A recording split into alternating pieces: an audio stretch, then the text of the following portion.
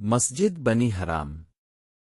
یہ مسجد اس مقام پر بنائی گئی تھی جہاں جابر رضی اللہ عنہ کا گھر تھا، اور وہ اس محلے میں رہتے تھے، اور یہ جگہ غزوہ خندق کے ساتھ واقع ہے۔ اس مقام پر ایک مشہور معجزہ ہوا تھا۔ خندق کی کھدائی کے دوران شدید بھوک اور پیاس کا وقت تھا، اور جابر رضی اللہ عنہ نے حضرت محمد اور 3 سے 4 صحابہ کرام کے لیے ایک بکری کا بچہ ذبح کیا اور دعوت کی، لیکن ہمارے پیارے نبی اس دعوت پر پورا لشکر لے کر پہنچ گئے، اور وہ 3 سے 4 کلو کا گوشت کا سالن کئی سو لوگوں نے کھایا۔ یہ مسجد جابر رضی اللہ عنہ کے اس گھر والی جگہ موجود ہے جس گھر میں ہمارے پیارے نبی نے بیٹھ کر کھانا کھایا تھا۔